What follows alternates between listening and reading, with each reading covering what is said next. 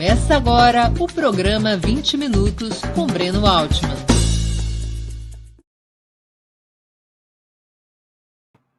Bom dia! Hoje é 27 de janeiro de 2022. Está começando a primeira edição do programa 20 Minutos Internacional desse ano. Nossa convidada é a jornalista Heloísa Vilela, uma das mais experientes e prestigiadas correspondentes nos Estados Unidos, há mais de 30 anos vivendo em Nova York e trabalhando para alguns dos principais veículos brasileiros de comunicação. Atualmente, entre outras atividades profissionais, apresenta o programa Alô, Elô, no canal de Eduardo Moreira, no YouTube. Antes de darmos início à entrevista, quero pedir um pouquinho de paciência a vocês e fazer um pedido muito especial. Opera Mundi é um projeto sustentado principalmente pelo apoio de seus assinantes e espectadores. Para sermos independentes do poder econômico, escolhemos ser dependentes de vocês, que leem nossas matérias e assistem nossos programas. Sua contribuição financeira é decisiva para nossa manutenção e desenvolvimento, ainda mais em um ano tão decisivo e difícil como 2022 promete ser. Há 4 formas possíveis de colaboração. Primeira forma, você pode se tornar assinante solidário de Opera Mundi em nosso site, com uma colaboração mensal fixa. Basta acessar o endereço www.operamundi.com.br/apoio. Vou repetir, www.operamundi.com.br/apoio. Segunda forma de colaboração. Você pode se tornar membro pagante de nosso canal no YouTube. Basta clicar na opção Seja Membro em nossa página nessa plataforma e escolher um valor. Terceira forma de colaboração. Durante a transmissão de nossos vídeos, como este vídeo que estamos iniciando, você pode contribuir com o Super Chat ou o Super Sticker. Se colaborar com o Super Chat nos programas ao vivo, sua pergunta será sempre lida e respondida por nossos convidados. Quarta forma de colaboração. A qualquer momento, você poderá fazer um Pix para a conta de Opera Mundi, de qualquer valor que julgue adequado. Nossa chave nessa modalidade, nossa chave no Pix é apoie@operamundi.com.br. Eu vou repetir, apoie@operamundi.com.br. Nossa razão social é última instância editorial limitada. Além dessas 4 formas de colaboração, lembre-se sempre de dar like e compartilhar nossos programas, pois isso aumenta a nossa audiência e engajamento, ampliando também nossa receita publicitária, tanto no site quanto no YouTube. Bom dia, Elô. Muito obrigado por aceitar nosso convite. Uma honra ter novamente sua presença no 20 Minutos. Bom dia, Breno. Imagina, prazer é todo meu estar aqui contigo. Elô, várias lideranças intelectuais de esquerda saudaram como revolucionário o governo Joe Biden quando anunciou seu plano econômico. Segundo essas pessoas, o chamado Plano Biden seria algo comparável ao New Deal de Franklin Roosevelt nos anos 30 do século passado. Por esse caminho, Biden iria superar, segundo essas vozes, mais de 40 anos de julgo do neoliberalismo. Essa perspectiva está se confirmando? Não, não mesmo. E eu acho assim que primeiro esperar de um governo democrata, de um senador que passou a vida inteira no Congresso, não é? E foi vice de Obama, um candidato, ele sim, de quem se esperava uma mudança profunda, né? Porque assumiu o governo vindo daquela crise horrorosa de 2008, onde o capitalismo estava ameaçando entrar em colapso, e ele prometia, então... Ele não prometia, não, ele só falava em mudança, mas não dizia qual, né? Isso a gente tem que ressaltar, mas esperava-se dele, sim, uma grande mudança, mais profunda, na estrutura econômica do país e tudo, mas isso não aconteceu, e o Biden era o vice dele. Você esperar de um cara como o Biden, com a história, com a trajetória que ele tem, né, uma grande revolução, seria uma piada quase. Porém, o próprio Biden, depois que chegou à Casa Branca, ele mesmo começou a usar um discurso a respeito do que seria o governo dele, de aproximação com o que foi o Roosevelt. Eu acho que ele começou a se encantar com essa ideia.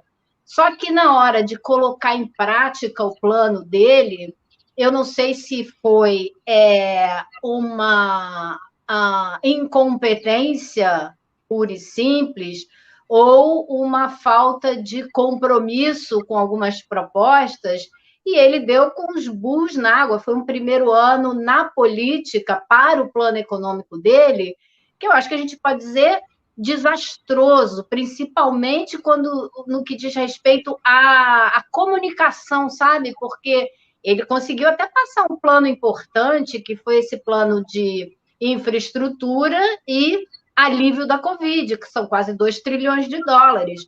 Mas eles não conseguem comunicar isso como uma grande vitória, e quem domina o discurso é a oposição. Então, o discurso que domina aqui é o da derrota, porque ele não conseguiu passar a outra parte do programa, que ele chama de Build Back Better, né?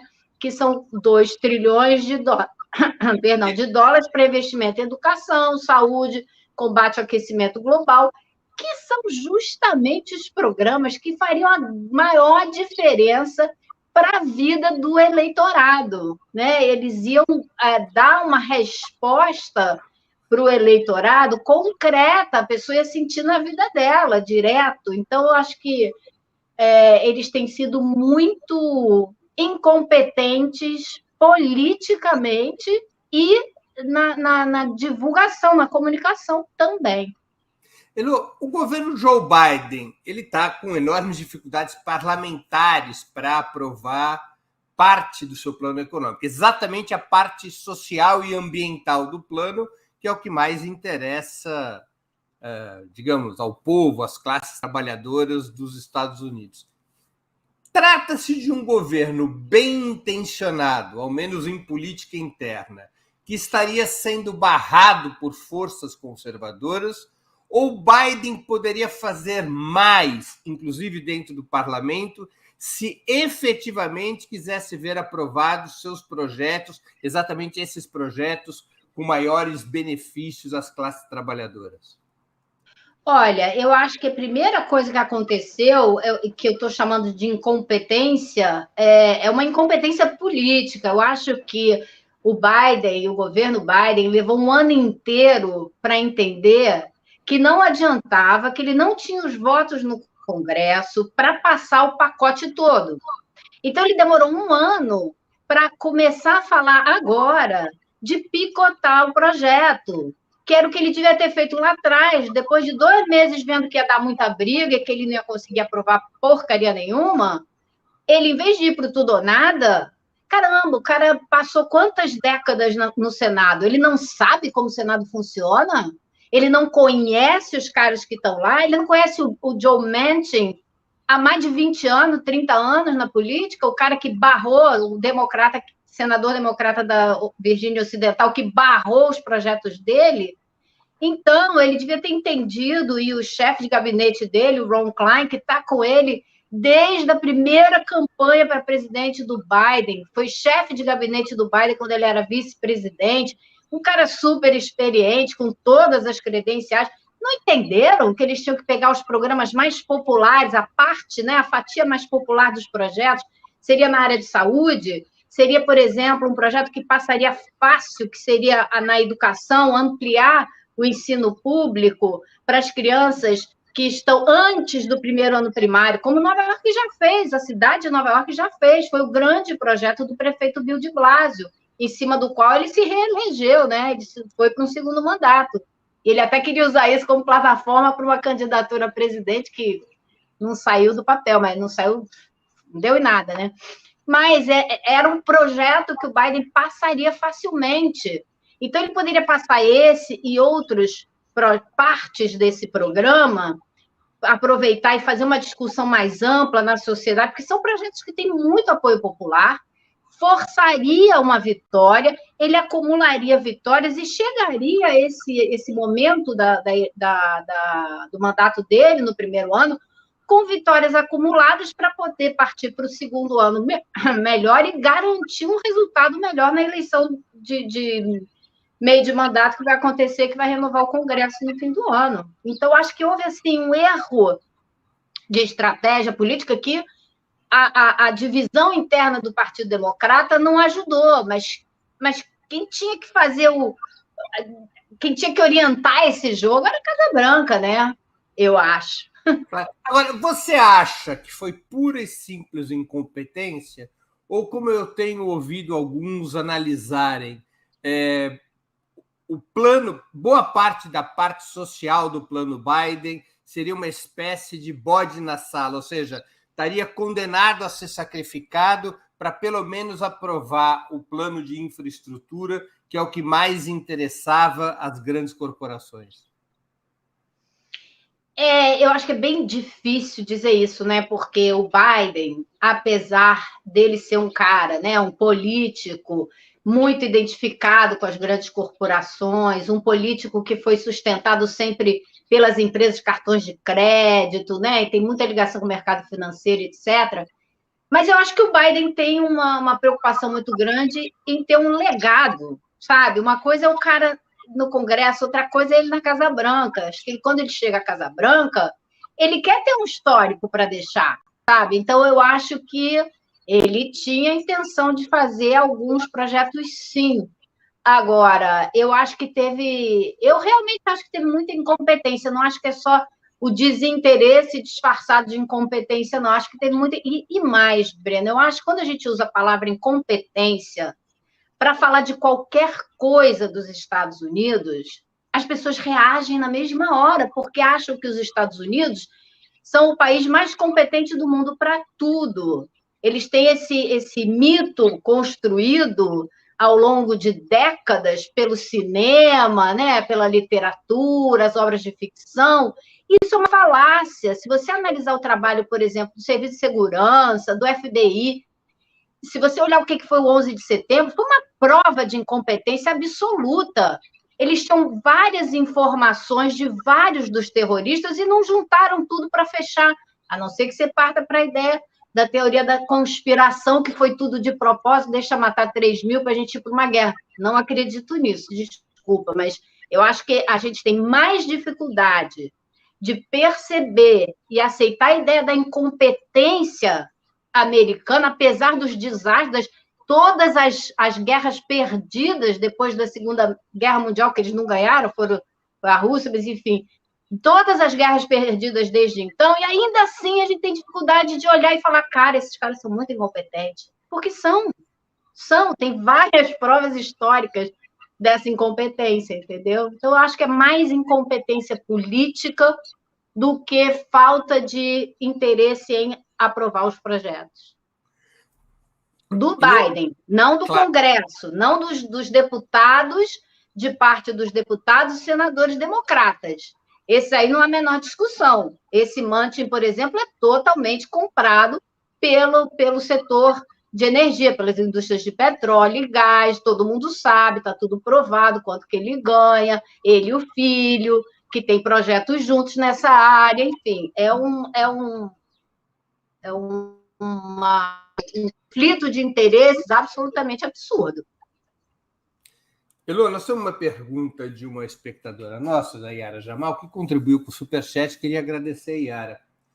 E o mecanismo do filibuster para barrar os projetos? Não seria por isso que não consegue aprovar? Pode comentar sobre supressão dos votos negros? Vamos lá.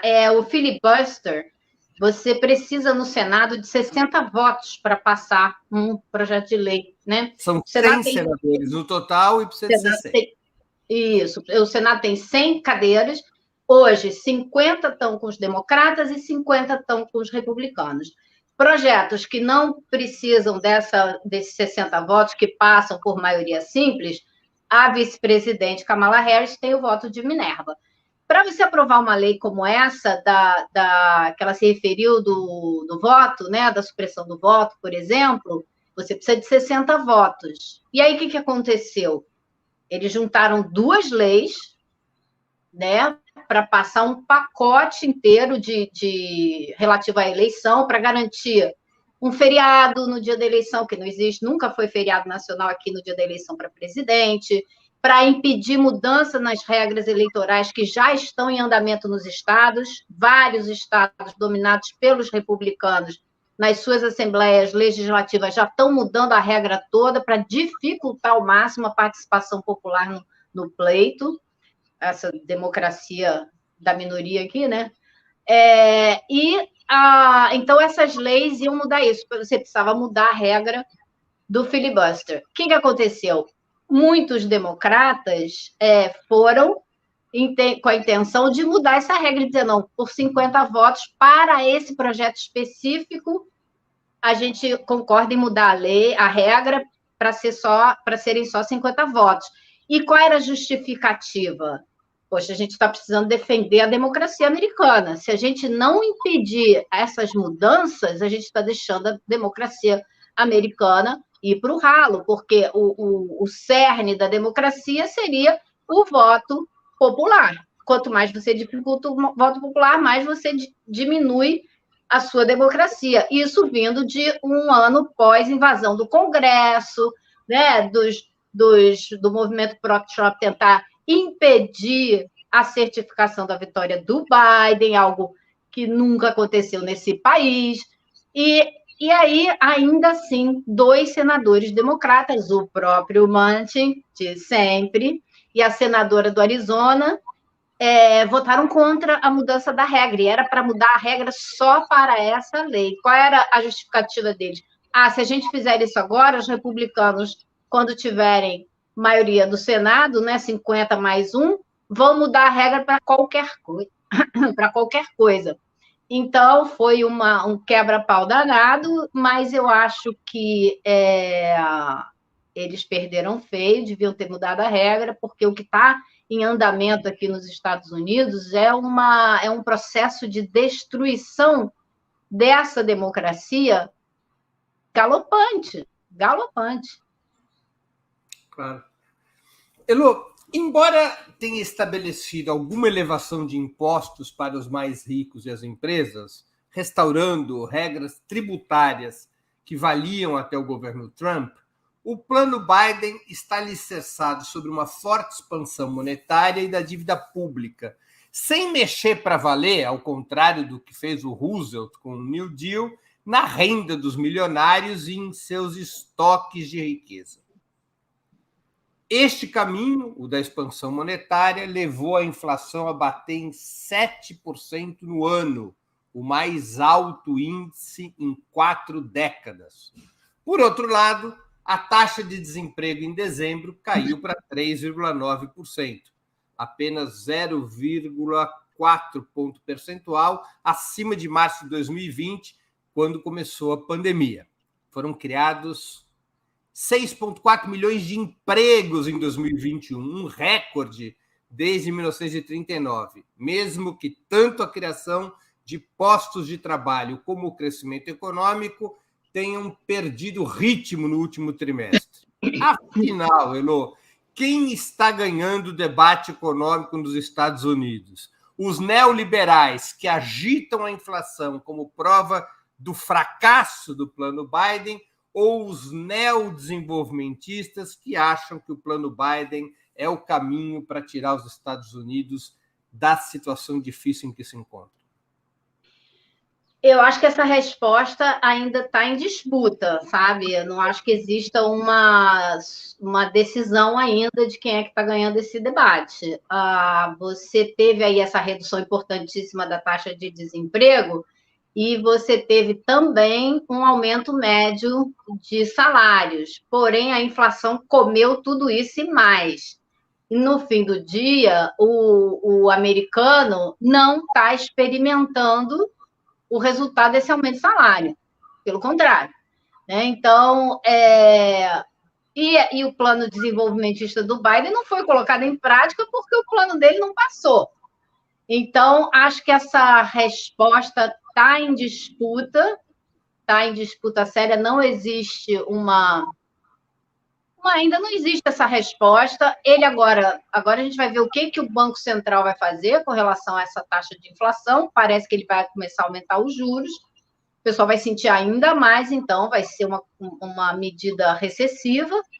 E acho que... Mas eles estavam achando que essa inflação ia durar pouco, era uma inflação momentária, só de volta da economia pós-Covid, e o que parece é que não é, ela veio para ficar um pouco mais. Agora, tem outras coisas na economia americana que ainda são um certo mistério. Por exemplo, existe em processo aqui o que eles estão chamando de The Great... The Great Resignation, a grande renúncia. The Great Resignation. Um monte de gente desistindo dos trabalhos, né? Então, muitos professores têm uma crise na educação profunda, porque muitos professores desistiram de ser professores, tem muito problema no comércio, nos restaurantes, e ninguém está conseguindo ainda explicar do que essas pessoas estão vivendo. Elas desistiram desses trabalhos e foram fazer o quê para pagar as contas? Porque não existe mais um auxílio Covid para segurar as contas como houve. O Covid acabou em dezembro do ano passado, em setembro do ano passado, não? Por aí, no fim do ano. E onde estão essas pessoas? O que elas estão fazendo? Elas mudaram de estado, foram viver de outra coisa, estão trabalhando de casa, fazendo o quê? Então, ainda não tem ninguém que tenha conseguido fazer um estudo para mostrar o que é isso, mas... E são milhões de pessoas, né? Milhões de pessoas, a ponto de você ter problemas nas escolas, nos distritos educacionais do país inteiro. Eu conversei com um sindicalista de Ohio, professor de New Jersey, a professorada aqui de Nova York. O problema está em toda parte, porque os salários já eram baixíssimos. As condições de trabalho difíceis agora ficaram impossíveis. O professor que já se desdobrava agora tem que limpar a sala de aula toda, não pode sair porque não tem ninguém para ficar com os alunos, porque tem menos gente. É uma sobrecarga de trabalho que eles nunca viram antes. Então, muita gente desistiu mesmo, entregou os pontos. Eu conheci uma menina que deixou de ser professora para ser babá, porque cuidando de uma criança só, ela tinha menos risco de Covid, e ainda por cima ganhava mais, porque ganha dinheiro direto dos pais, limpo, sem pagar imposto, coisa que na escola não tinha. Ou seja, então ainda tem muito que ser explicado a respeito do que está acontecendo com a economia americana depois da Covid, não dá para a gente dizer ainda, né, Breno? Mas nessa transição do período da pandemia para uma volta das atividades. E por isso que eu digo que eu acho que ainda tem muita coisa em disputa, sabe? A narrativa aí de que para que lado que vai ainda está sendo disputada. Parte da queda da taxa de desemprego se deve a essa Great Resignation, a essa grande renúncia, ou seja, o fato de que as pessoas saem dos empregos, novas vagas, e deixam de procurar novos empregos. Isso, porque não pode esquecer que a taxa de desemprego aqui é medida pelos que estão procurando trabalho. Ela não inclui os que estão desempregados e que não estão ativamente procurando trabalho. Então, a gente não sabe o que essas pessoas foram fazer, pararam de procurar emprego. Eu vivo procurando essa resposta. Quando eu encontrar, eu te conto, mas eu acho que é a grande história dos Estados Unidos, é a grande reportagem dos Estados Unidos hoje, é tentar entender, não num exemplo pontual, como esse que eu te falei, da ajudante de professora que foi ser babá, mas no conjunto da sociedade. Acho que isso daí indica muito caminho do que os americanos estão pensando a respeito da sua própria vida, a respeito de como eles encaram a economia americana e de para onde eles querem ir. Acho que tem muito a ser descoberto aí, sabe? Apenas no mês de outubro, 4,2 milhões de pessoas voluntariamente abandonaram o seu trabalho. Imagina o que é isso. Tinha sido 4,6 milhões. É muita gente. É muita gente, entendeu? Não é só uma professora ali que virou babá. É uma coisa muito mais... Agora, quais são as hipóteses, Elô? Quais são? Imagino eu que esteja se discutindo o que essas pessoas fazem para comer, para pagar a conta. É isso que eu te digo. Como que paga o aluguel, a conta de luz? Porque o aluguel não caiu, o aluguel voltou a subir.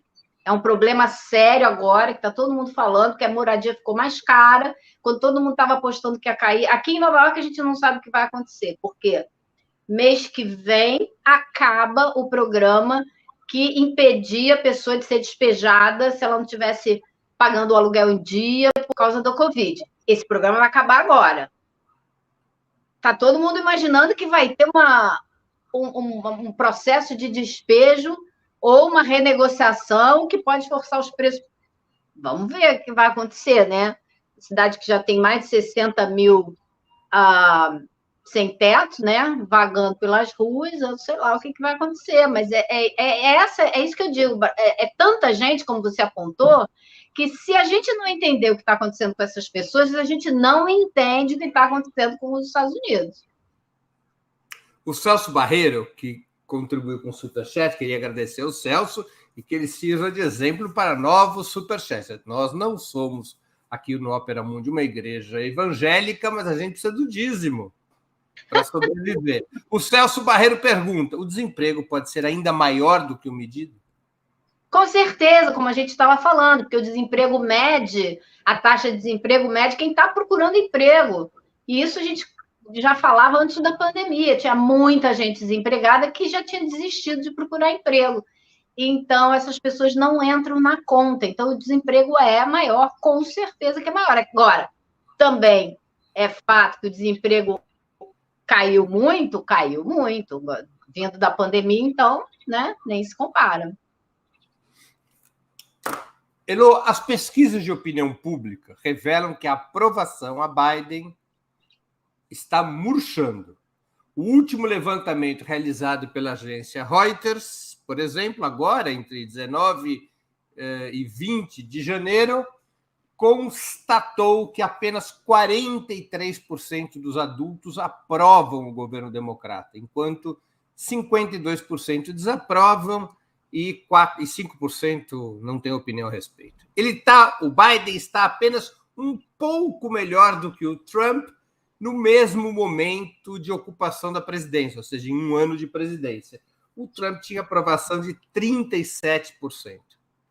Há uma queda contínua ao apoio a Biden nos últimos 6 meses. Quais as razões principais dessa perda de popularidade? Olha só, e hoje saiu uma pesquisa da Pew, sabe, a Pew Research Center, que ainda é um pouquinho pior do que isso. Fala que a taxa de aprovação dele é só de 41 e a desaprovação é de 56. Ou seja, cada nova pesquisa vai mostrando uma queda constante da popularidade dele. E os dados que a pesquisa mostram falam, primeiro, o controle da Covid, né? Que não existe até hoje, só 63% da população tem o ciclo de vacinação completo, o que é um desastre. Tem quase 3 mil mortes por dia ainda, nessa avalanche aí da Ômicron. Então, esse é um problema sério. De março passado para agora, a pesquisa da Pew mostra que 65% dos americanos achavam que o Biden ia resolver o problema da pandemia. E agora, 44% acham. Então, isso é um primeiro problema sério, que afeta ele com eleitorados fundamentais, que é o eleitorado latino e o eleitorado negro, porque são essas pessoas que mais sofrem com a pandemia, que mais ficam doentes, que mais morrem e que mais perderam emprego ao longo da pandemia por causa de restaurante fechado, comércio fechado, onde essas pessoas trabalham. Esse é um problema sério. A economia é outra, a inflação, né? A inflação, a preocupação com a inflação tem sido muito mais mencionada do que qualquer ganho que houve com a queda do desemprego. Como eu estava te falando, você consegue um emprego, mas a inflação come o seu salário. Então, na real, as pessoas estão sentindo pra caramba esse aumento da inflação no dia a dia. Isso é um desastre para qualquer governo, né? Outra coisa, Breno, que ele falava muito, os pontos que o Biden mais falou na campanha e no discurso de posse: pandemia, economia e união. Ele prometeu que ia unir o país, que ia trabalhar com a oposição, né? E nesse quesito aí, então, ele está perdendo de lavada, né? Elô, e como é que fica nessa situação a chamada ala esquerda do Partido Democrata, do independente Bernie Sanders, mas que no fundo é um senador pelo Partido Democrata, até aquela nova geração de representantes que foram eleitos nas últimas 2 ou 3 eleições? Eles continuam prestando solidariedade irrestrita ao governo Biden?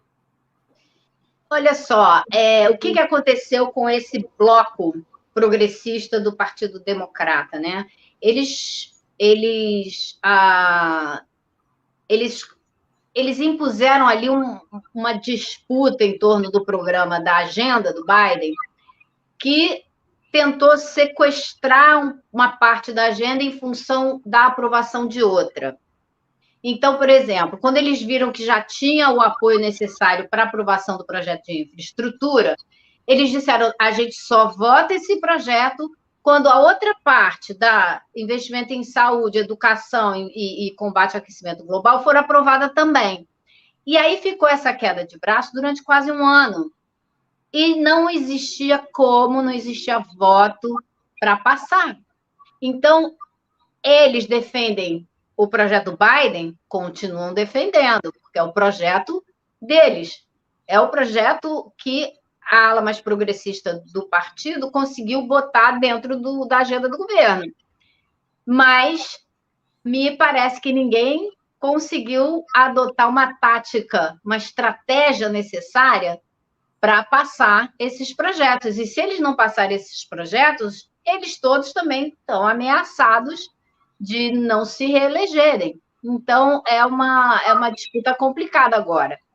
O que a gente vê aqui, por exemplo, na mídia? O discurso da mídia é o quê?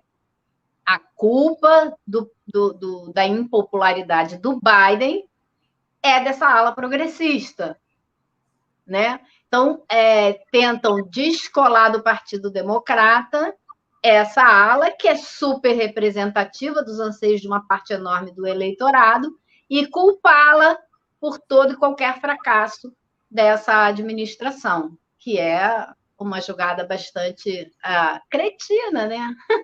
Mas culpam por que razão? Qual é a razão? Qual o pretexto? Por isso, porque eles insistiram com uma parte do programa que é essencial e que aparentemente não tinha os votos para ser aprovada.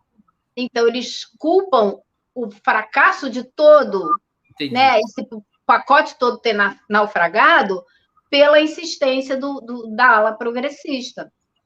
Agora, alguns representantes dessa ala progressista criticam o Biden por não ter adotado essa estratégia, ou seja, só vai ter o plano de infraestrutura se tiver o plano social. Eu já vi críticas de alguns deles. Sim, porque essa foi a tática que eles adotaram. Mas que o Biden não entrou nessa. E que se o Biden tivesse entrado, ele poderia ter aprovado parte do plano social. Não sei se ele poderia. Não sei se ele poderia. Não sei. Acho que isso não é verdade. Acho que não dependia dele. Por exemplo, ele fez várias reuniões com o Joe Manchin para tentar convencer o Joe Manchin, tentar oferecer alguma coisa. Não teve jeito. Não teve jeito. Então, acho que isso, em particular, não se pode atribuir ao Biden esse desastre. Acho que dá para atribuir ao Biden a falta de uma estratégia que não fosse do tudo ou nada. de pegar partes do projeto. Isso ficou muito claro logo no começo da briga. E eles não souberam reverter e mudar a estratégia. Aí ficaram Parte do plano social do Biden poderia ter sido aprovado por ordem executiva, como alguns dizem? Boa pergunta. Que partes, né? Talvez algum projeto na área de educação. O que eu li a respeito é de que tudo aquilo que não gera necessariamente novas cargas fiscais, nem reformulação orçamentária, nem acréscimo orçamentário, poderia ser aprovado por ordem executiva. A única coisa que o presidente não pode fazer é criar orçamento por ordem executiva. Aliás, até poderia. Parece que existe um artigo na Constituição Americana que nunca foi usado, que permitiria ao presidente suspender o Congresso, aprovar o orçamento e retomar o Congresso já com o orçamento aprovado. Como ele vai fazer isso com um Congresso tão dividido? Claro. Ele não tem esse mandato, desculpa. Se ele tivesse maioria dos votos, ele não precisava nem de nada disso e aprovava. Ele não tem esse mandato. Agora, tem coisas que ele pode fazer, por exemplo, ele pode, uma das reivindicações feitas aí, ele pode suspender as dívidas dos estudantes, por exemplo. Por ordem executiva. Por ordem executiva, pode. E ele não faz isso. Até agora nem falou de nada disso. E é uma dívida que nós estamos, acho que é uma dívida do tamanho do PIB brasileiro, né? Não, e é uma coisa absurda, Breno, você imaginar que um país de primeiro mundo... trilhões de dólares, não é isso? Eu não sei o valor total, não vou nem... É o PIB brasileiro. Mas é uma dívida... Você imaginar que o investimento no futuro do país é atrelado a você colocar essas pessoas que estão estudando na universidade para, né, devolver ao país em trabalho, elas saem de lá devendo 30 anos para pagar uma dívida, com juros. Você está entendendo? Nenhum país do mundo tem essa estrutura, né? Essa configuração impeditiva de você investir. A pessoa se aposenta devendo, ainda com dívida estudantil. Nossa, não, é um absurdo tão grande, tão grande. Isso ele poderia fazer numa canetada, entendeu? Eu não sei se ele poderia, por exemplo, fazer um programa de educação que incluísse a molecadinha, né, numa canetada. Não sei, não tenho certeza. Mas ele pode fazer outras coisas, por exemplo, ele pode fazer reformas, que é uma outra reivindicação e que poderia ajudar ele muito com o eleitorado também mais pobre, negro. Ele pode fazer reformas no sistema penitenciário, no sistema de justiça, ele pode diminuir a injustiça contra as minorias. Ele tem lá mais de 18 mil pedidos de clemência que ele pode assinar e devolver essas pessoas à liberdade. Ele pode modificar, através do Departamento de Justiça, as penas para usuários de drogas que estão presos mofando aí e a gente sabe que a grande maioria são negros, então ele pode fazer mudanças nessa área também, ele pode dar o perdão para todos os presos que estão no corredor da morte da Justiça Federal, por exemplo, né? Porque ele disse que ia acabar com a pena de morte no país. Ele pode começar tirando todos os presos que estão no corredor da morte da Justiça Federal, porque tem nos estados e tal, e passando todos eles para a pena perpétua. Ele pode levar a sério o projeto que ele falou de acabar com as penitenciárias privadas, que ele acabou, mas 90% dos presos e imigrantes estão em penitenciárias privadas. Então, tem muita coisa que ele pode fazer. Por ordem executiva, e ele não faz. Pelo Departamento de Justiça pode fazer, não depende nada do Congresso. Então, tem muita coisa que ele pode fazer. Mas ele vai se limitar a fazer o quê? Um gesto, como é que a gente diz isso? Simbólico, não é? Ele vai botar uma mulher negra na Suprema Corte. Quer dizer, e ele não adota essas medidas com receio de criar mais tensão com os setores conservadores do Congresso? Pode ser, Breno, pode ser que ele mesmo não ache muito bom, Ou entendeu? ele não acredite, claro. Ele é ele. O Biden não é um progressista, vamos combinar? O Biden é um político conservador, sempre foi. E ele diz isso. Ele diz isso, ele não é nenhum. Ele outro dia ele falou: eu não sou um Bernie Sanders.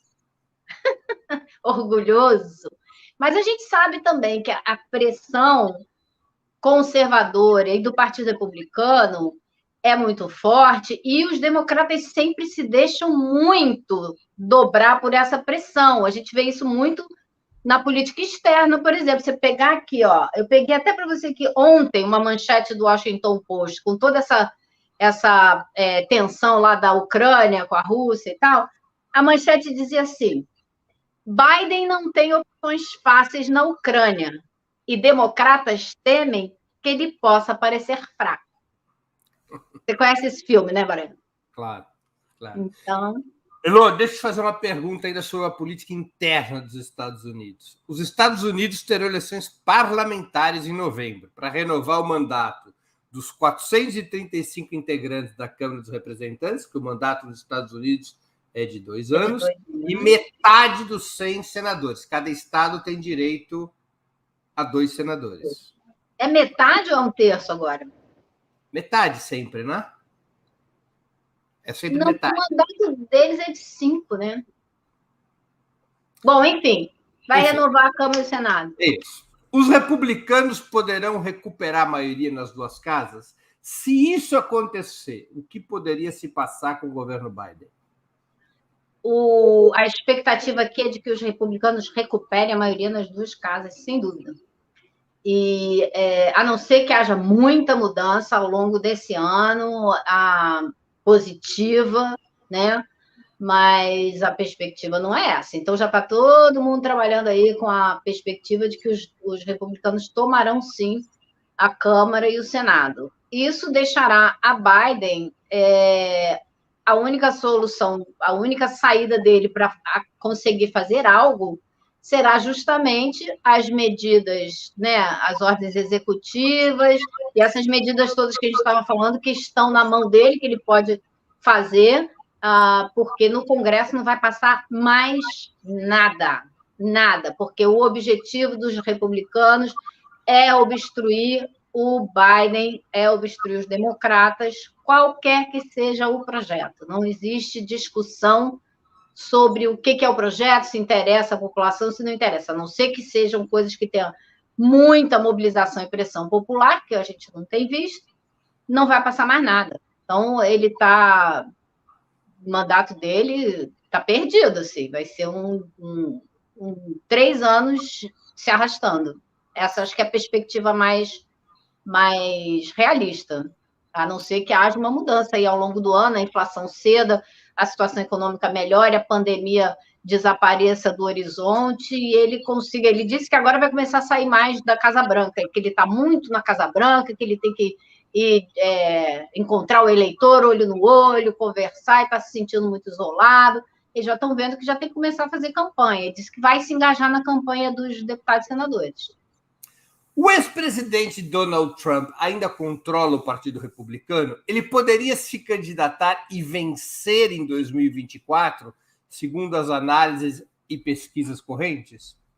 Ele poderia, ele continua controlando com mão de ferro o Partido Republicano. Ninguém tem coragem de dar um pio que contrarie as opiniões do Trump. Eu acho que o maior exemplo disso é o comportamento dos republicanos com relação a essa CPI da invasão do Congresso.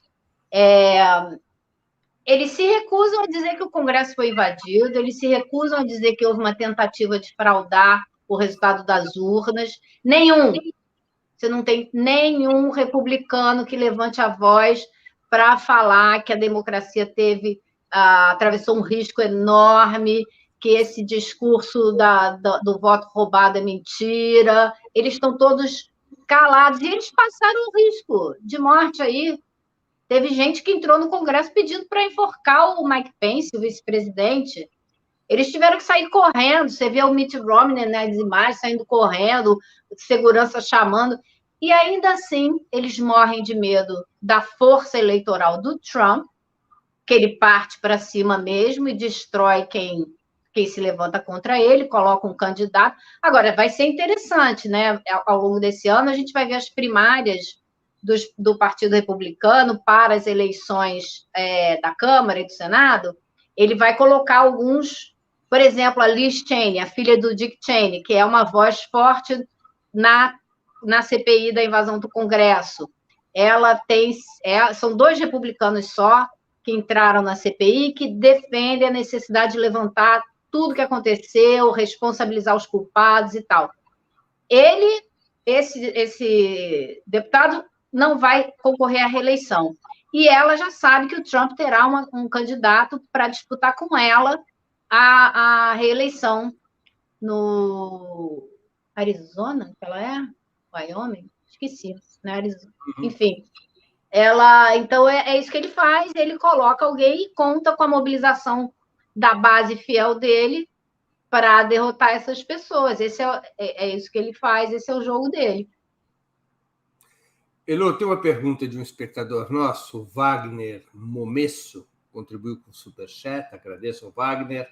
É possível o surgimento do comunismo entre os que não têm mais nada nos Estados Unidos e estão nas ruas? Ajuda mútua sem nenhuma organização? Rapaz, que pergunta difícil essa, hein? Não faço a menor ideia se é possível. Acho que o discurso anticomunista aqui é tão arraigado, tão profundo, que se você usar o nome, né, para tentar mobilizar a população, eu acho que ainda é muito difícil, apesar da gente ter pessoas declaradamente comunistas e de peso, como a Angela Davis, né, por exemplo. Mas eu não vejo no horizonte, posso estar enganada, mas Você vê no horizonte a possibilidade de surgir um terceiro partido, um partido de esquerda com competitividade eleitoral nos Estados Unidos? Essa crise atual poderia levar ao enfraquecimento do sistema bipartidário, do que alguns chamam dessa ditadura bipartidária, e surgir um terceiro partido vinculado às ideias socialistas e de esquerda? Olha, existe o People's Party, né, que foi fundado logo depois da eleição presidencial, e eles ainda estão se organizando, continuam trabalhando, mas ainda não existe uma representatividade, mas existe essa intenção, e é um partido bastante progressista. Agora, para você modificar essa estrutura bipartidária, você teria, antes de mais nada, que mudar a regra do financiamento de campanha. Enquanto você tiver a porta aberta para para as grandes empresas colocarem quanto de dinheiro elas quiserem nas campanhas, isso não vai mudar. Não vai mudar. Ou você elimina isso, e era uma dos quesitos que fazia parte desse projeto de modificação da lei eleitoral. Mudar essa regra daí. Se você não mudar isso, você vai continuar com a política totalmente na mão dos grandes conglomerados, sem dúvida. Pessoal, antes de continuarmos, eu gostaria de anunciar o 20 Minutos de amanhã, sexta-feira, dia 28 de janeiro, às 11 horas. Eu irei entrevistar o economista e professor Guido Mantega, ministro da Fazenda nos governos Lula e Dilma. O tema: como desmontar o neoliberalismo. Os governos petistas entre 2003 e 2014 eram de superação do neoliberalismo? O segundo governo Dilma, com Joaquim Levy, representou uma decisão de restaurar as velhas políticas neoliberais?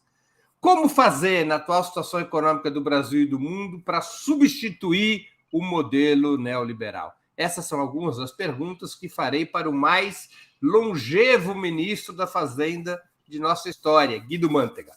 Aproveito também para pedir novamente que vocês contribuam financeiramente com o nosso projeto, que contribuam com o dízimo para o Opera Mundi. Lembrem-se, há 4 formas de fazer. A primeira é a assinatura solidária em nosso site, www.operamundi.com.br/apoio. A segunda, se tornando membro pagante de nosso canal no YouTube. A terceira é contribuindo com o Superchat ou o Super Sticker. E a quarta, através do Pix. Nossa chave é apoie@operamundi.com.br. Repito, apoie@operamundi.com.br. E nossa razão social é Última Instância Editorial Limitado. Elô, o que mudou na política internacional do governo Joe Biden em relação a seu antecessor, Donald Trump? Vamos lá. A primeira coisa que aparentemente é um desastre é a saída do Afeganistão, né? A retirada das tropas do Afeganistão, que eu acho que a forma pode ter sido desastrosa, mas eu acho que o projeto está correto, tinha que sair mesmo, não do jeito que saiu, e muito menos com o que fez depois, que foi congelar todo o dinheiro do Afeganistão, não deixar entrar um centavo lá e sufocar o país que está, como a ONU diz todo dia, à beira de um colapso sem precedentes. Então, mas precisava sair. Agora, a política americana continua igual, de enfrentamento com a China, de tratar a China como um grande inimigo, e, né, que é uma disputa econômica e ideológica. E Biden sempre diz que precisa mostrar que a democracia, ou seja, que o projeto capitalista é o que dá certo, é o que entrega, né, para a população, e não o que ele chama de autocracia, usando a China como exemplo. Então, eu acho que nesse ponto aí não tem nenhuma diferença, continua igualzinho, porque é o projeto hegemônico imperialista sem nenhuma mudança. Elô, está em curso uma forte tensão militar, você já citou isso, na fronteira ucraniana, contrapondo a Rússia de um lado contra a OTAN e os Estados Unidos do outro. A Casa Branca acabou de recusou ontem as propostas de Putin para um acordo, propostas nas quais Putin demandava que a Aliança Militar Ocidental, a OTAN, recuasse para as fronteiras existentes até o final da União Soviética, em 1991, e abdicasse de incorporar a Ucrânia. A Casa Branca, através do Departamento de Estado, disse não ao Putin. O governo Joe Biden está alimentando conscientemente o risco de guerra na fronteira ucraniana? Pois é, a gente está vendo tanto os Estados Unidos quanto a OTAN numa enxurrada de armas e munição na Ucrânia, né? O único governo que não fez isso foi a Alemanha, que disse que só vai mandar hospital de campanha e capacete. E a Ucrânia ficou muito pau da vida, disse que é uma piada isso e tal, enfim. Mas, ou seja, existe alguma brecha de divisão na OTAN também. Agora, o que o Biden está fazendo é insistir num erro histórico, né, Breno? Que foi um erro que começou ali na queda do Muro de Berlim e que não foi mais corrigido. Quer dizer, quando caiu o Muro de Berlim, o governo americano chegou a cogitar de prometer ao Gorbachev que não avançaria nem mais uma polegada com a OTAN em direção à fronteira da Rússia. E durante o começo do governo Bill Clinton, realmente isso aconteceu. Existia aquele parceria para a paz, que trazia os partidos, mas não dava a eles nenhum tipo de garantia, como aquela do capítulo 5 da OTAN, que diz atacou um, atacou todos. Não tinha isso, era só uma aproximação e tal. O que aconteceu naquela época? Nessa eleição de meio de mandato, justamente, o Clinton levou uma sova dos republicanos, com aquele levante do Newt Gingrich, que apareceu com o contrato para a América e tal. Os democratas se ferraram na eleição, e um dos pontos do contrato era justamente expandir a OTAN o mais rápido possível. Então, o Bill Clinton, que vinha tomando todo cuidado para não criar uma celeuma com a Rússia, né, não acirrar os ânimos, porque estava num processo de desnuclearização de todas as ex-repúblicas soviéticas. A Ucrânia era a terceira maior potência nuclear do mundo, assim que a União Soviética se desfez. Então, existia toda essa preocupação, ele estava indo com calma e tal. Pela pressão política interna, ele mudou completamente de postura. E aí, a OTAN começou a avançar e incorporar todos os países do leste europeu, e a Ucrânia é o último bastião. Então, a Rússia não quer de jeito nenhum que a OTAN passe ali para a porta da casa dela. E os americanos aparentemente não compreendem essa história, né? Não leem essa história. Agora, eu acho impossível imaginar que vai haver uma guerra ali, entendeu? Porque a Rússia tem arma nuclear. Você não vai comprar uma guerra com uma potência nuclear. Então, há de haver algum tipo de rearranjo diplomático ali. Acho que não vai ter como não haver. Agora, está difícil de vislumbrar qual seria. A Casa Branca, nessa resposta, propôs algumas medidas, alguns passos diplomáticos para ver a construção de uma confiança mútua, vamos discutir desarmamento em algumas áreas, vamos discutir... Uma tentativa de comprar tempo. Eu não sei se é só comprar tempo, porque tempo, dizem alguns diplomatas, e diz uma professora de história, uma pesquisadora que eu entrevistei semana passada, ela escreveu um livro muito interessante chamado Not One Inch, nem uma polegada, que é justamente a tal da promessa que o James Baker, que era secretário de Estado, teria feito ao Gorbachev. E ela diz o seguinte: eu acho que a gente tem um prazo aí até o fim das Olimpíadas de Inverno de Pequim. Porque quando a Rússia invadiu a Geórgia, foi justamente nas Olimpíadas de Pequim, de 2008. E a China ficou muito irritada, porque meio que tirou o brilho da festa. Claro. E ela acha, e alguns diplomatas acham também, que a Rússia não vai fazer nada que atrapalhe esse momento de glória aí da China, com a Olimpíada de Inverno agora, em fevereiro. Então, ela acha que se algo acontecer, vai ser depois da Olimpíada. Acho que ela termina lá para o dia 20 ou 28 de fevereiro, algo assim. E 20 de fevereiro, se não me engano. E então, todo mundo teria um prazo, ela acha, até lá, para arrumar alguma maneira de resolver essa questão. Agora, eu acho que talvez a Alemanha, que tem um papel histórico nessa situação inegável, né? Porque desde a queda do Muro de Berlim, tem mostrado sinais aí de que está querendo um outro tipo de solução. Inclusive, não sei se você viu o almirante da Marinha Alemã, disse que Putin deve ser dado a Putin o respeito que ele está exigindo. Ele foi demitido, né?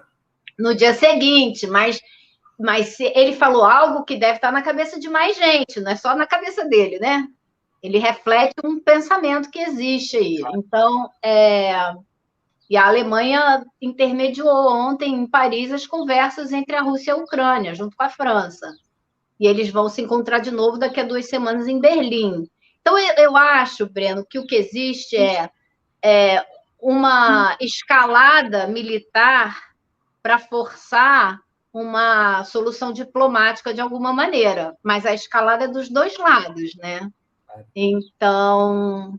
Agora, aparentemente, quer dizer, se a gente olhar as declarações das autoridades de Moscou, os russos consideram que os Estados Unidos e a OTAN querem alongar o máximo possível as negociações, porque alongando as negociações, eles vão avançando no armamento da Ucrânia, vão avançando no estabelecimento da OTAN. E o Putin pressiona por uma solução, ainda que respeitando as Olimpíadas de Inverno em Pequim, ele pressiona por uma solução urgente, né? Agora ele esperou quase 1 mês e meio por essa resposta da Casa Branca e da OTAN. E ontem disse que não tem prazo para responder a essa resposta, até porque teve que esperar 1 mês e meio. não sei o que isso significa, mas... Mas, ao mesmo tempo, ele concentrou e mobilizou tropas que já podem estar chegando a 175 mil homens. E lançadores de mísseis, né?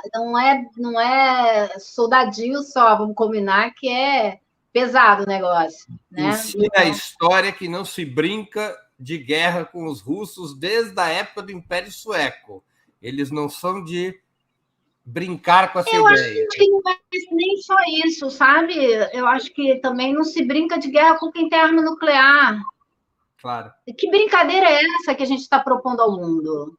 Sabe? Eu acho que não tem... É absolutamente absurda.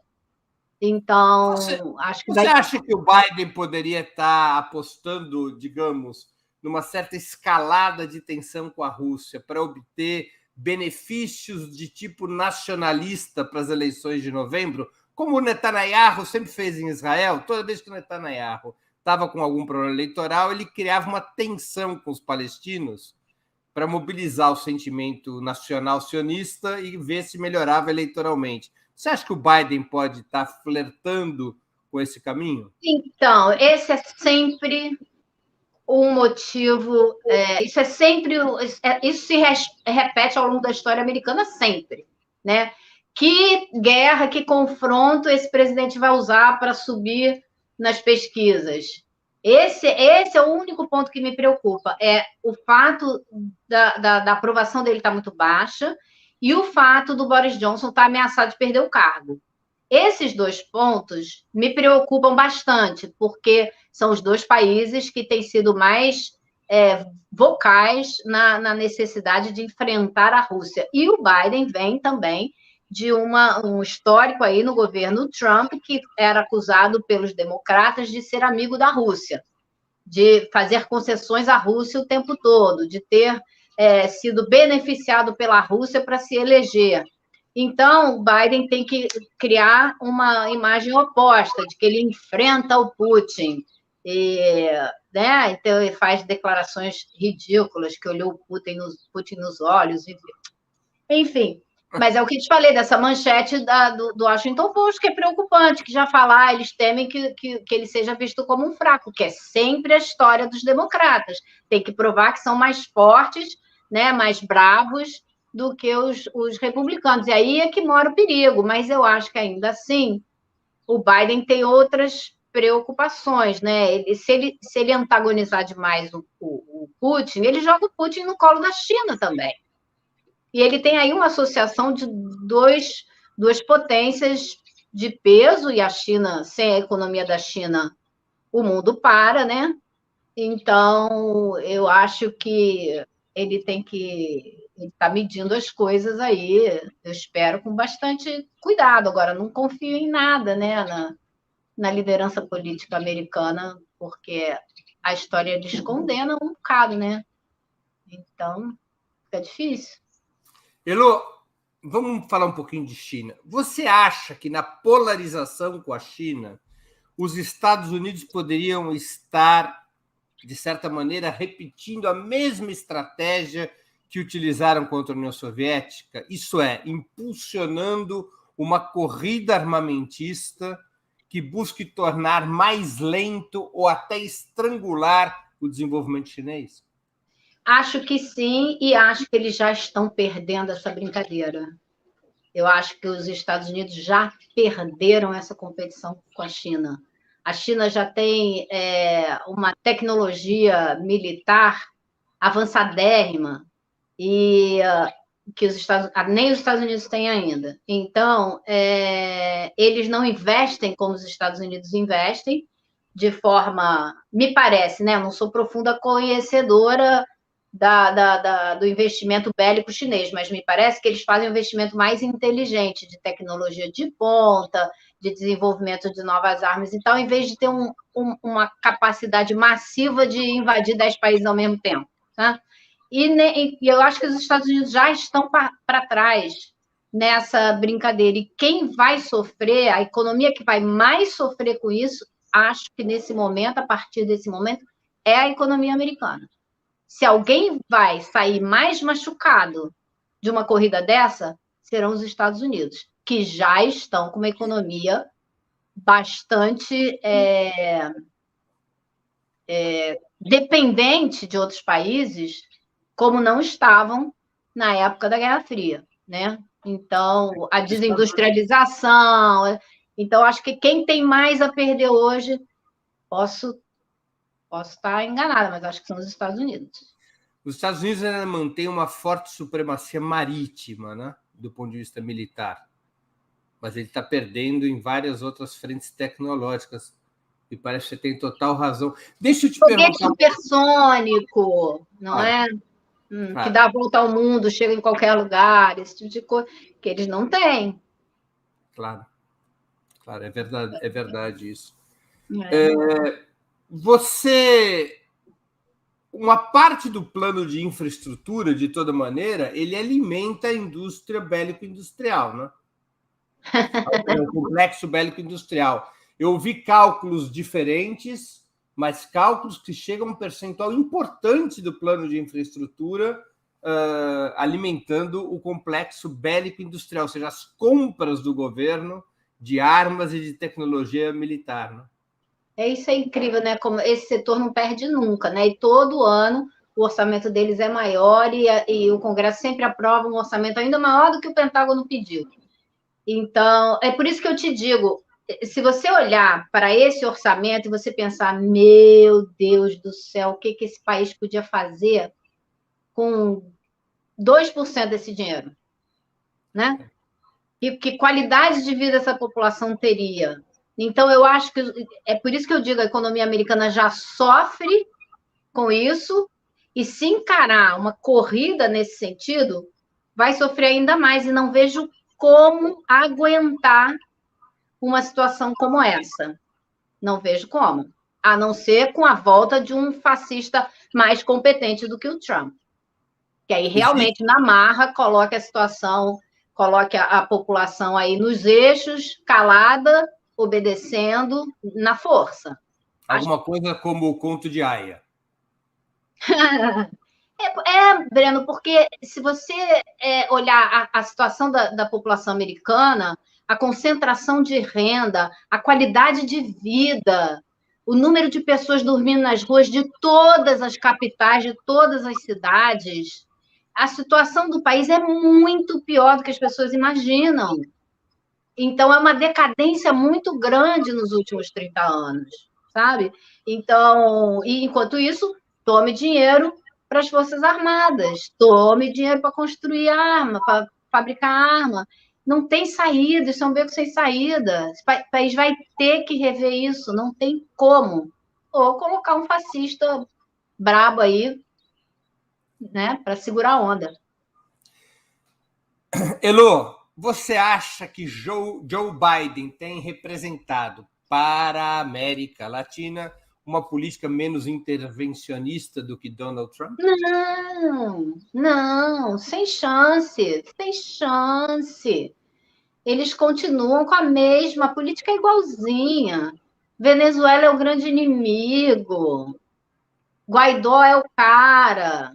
Não tenho a menor ilusão com isso, com Biden. Nenhuma. Não muda nada.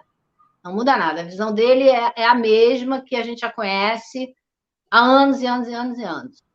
Sem chance. Teria mudança se a gente tivesse elegido o Bernie Sanders, seria diferente. Se ele conseguisse vencer a superestrutura, né, do império, mas ele teria uma visão diferente a respeito da relação com a América Latina, teria mesmo, sem dúvida. A pergunta que não pode calar, Elô, com quem você acha que Joe Biden marchará nas eleições brasileiras desse ano? Com Bolsonaro, com Lula, com a terceira via ou nenhuma das anteriores? Eu acho que sem Bolsonaro, ele marchará com quem tiver viabilidade de derrotar o Bolsonaro. O Bolsonaro foi o último ou penúltimo líder mundial a telefonar e dar os parabéns a Joe Biden pela vitória. Então, Bolsonaro, para ele e para a política americana, é sinônimo de Donald Trump. Então, você acha que ele poderia ter uma reação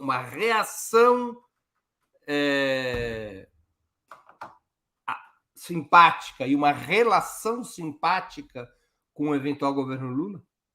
sem dúvida, sem dúvida. Eles tiveram uma relação ótima com o Obama, né? Apesar deles terem ouvido as conversas particulares da Dilma, eles tiveram uma ótima relação de simpatia, será cordial, será uma relação cordial, não será uma relação gelada, como a relação de hoje com o Bolsonaro. Agora, o que a gente está vendo também aí, a perspectiva é de um governo Lula bastante centro-centro, sei lá. Aliás, eu queria te perguntar uma coisa, Breno. Eu tenho visto você falar bastante de uma experiência que o PT teve com a discussão do parlamentarismo, quando a militância do partido derrubou o projeto parlamentarismo, que era defendido pela direção do partido. Você vê alguma possibilidade da militância do partido hoje derrubar essa ideia de fazer uma aliança com um candidato da Opus Dei, de direita, como o Alckmin, e conseguir um candidato menos direitista para a chapa? Pô, a produção não me avisou que eu ia ser entrevistado no final do programa. Mas por ser você quem pergunta, eu vou responder, até onde eu sei. Não haverá um mecanismo plebiscitário para escolher o vice do Lula. Vai ser uma decisão do Diretório Nacional do PT, no máximo de um encontro nacional. Acho difícil que, se o Lula tiver uma posição favorável a que seja o Alckmin, acho muito difícil que essa posição seja derrotada no Diretório Nacional ou no Encontro Nacional. Se fosse um plebiscito interno, eu acho que seria uma outra situação, como ocorreu no passado, quando o parlamentarismo era apoiado por quase todos os grandes caciques do PT, Lula, Zé Dirceu, Genuíno, e foi derrotado internamente. O PT defendeu o presidencialismo por deliberação da militância. Agora eu acho mais difícil, Elô. Acho que nós estamos próximos ao picolé de chuchu. É preocupante, né? Porque qualquer política é fogo, né? Qualquer movimento mais à direita traz todos os atores políticos ainda mais para a direita, né?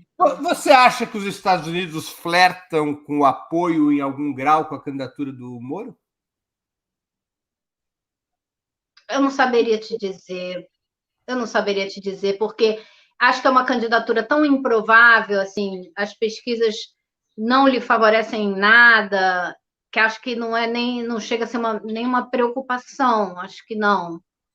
Mas o governo americano, eu imagino, pelo pouco que eu conheço, não vai demonstrar nenhum tipo de favoritismo a nenhum candidato, apesar de demonstrar diplomaticamente a sua insatisfação com o governo Bolsonaro de diversas formas. Você lembra aquele encontro que teve de meio ambiente que o Biden não ficou para o discurso do Bolsonaro, né? Então, tem todos os sinais diplomáticos de que, olha, não estamos muito afim desse cara, não. Elô, estamos chegando no final da entrevista, eu vou fazer as duas clássicas perguntas finais. A primeira, qual livro você gostaria de sugerir aos nossos espectadores? E a segunda, qual filme ou série poderia indicar a quem nos acompanha? Eu li recentemente, um livro até que a Eliane Brum recomendou aqui, que é Amor e Capital, que é maravilhoso, mas eu li depois disso Amada, da Toni Morrison, que não é nenhum livro novo, não é? Ela ganhou o prêmio com esse livro. Eu já tinha lido um livro dela, o Sula, que é muito bom, mas esse livro em particular mexeu comigo de uma maneira impressionante. Eu não sei se é porque a gente vem de um acúmulo daquelas manifestações todas, né, depois da morte do George Floyd, que foi um momento da vida americana. Eu me arrepio, até hoje me arrepio todo de falar disso, porque a gente sentiu uma energia de mudança tão forte. E esse livro, acho que foi o primeiro livro que eu li que me fez sentir o que é a vida de quem passou por esse processo histórico da escravidão, de uma maneira muito profunda, sabe, emotiva. Muito bom. O livro é realmente maravilhoso, maravilhoso. Recomendo demais. A minha irmã já falava que eu devia ler, ela tem toda a razão. Filme ou série? Agora, série, eu vi agora há pouco uma série chamada Estação 11, Station 11, essa aí, que é uma distopia, um mundo que acaba por causa de uma gripe, morre quase todo mundo, e eu falei, não vou ver não, com essa Covid já chega. Mas aí depois eu comecei a ver, e é muito, muito interessante, assim, tem aspectos psicológicos super interessantes, de resistência, de resiliência, muito legal, gostei bastante. É um filme americano? É, uma série americana. Agora, eu vi um filme há pouco tempo também, porque eu adoro filme primeiro, filme baseados em fatos históricos e filmes de julgamento, de tribunal. Eu também. Sou louca. Nossa, é muito bom. Eu vi um filme chamado Os 9 de Mangrove, que é... Eu não sei que filme é esse. O que é isso? Não é esse. Acho que foi... Os 9 de Mangrove, que é um filme passado em Londres dos anos 60, e a comunidade negra é esse aí.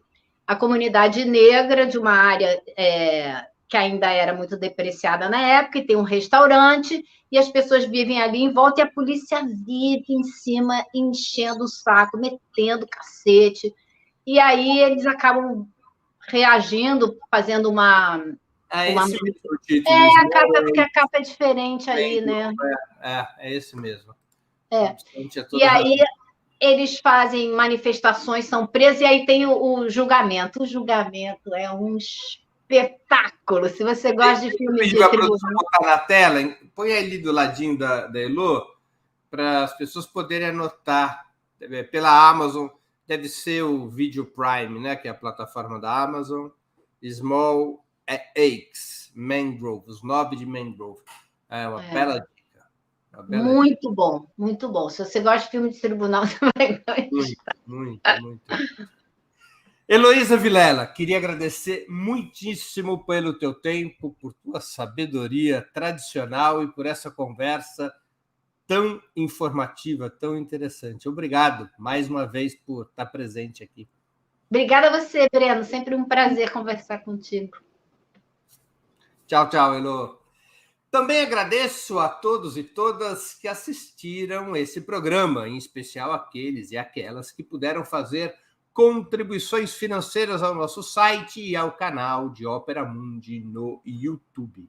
Sem vocês, nosso trabalho não seria possível e não faria sentido.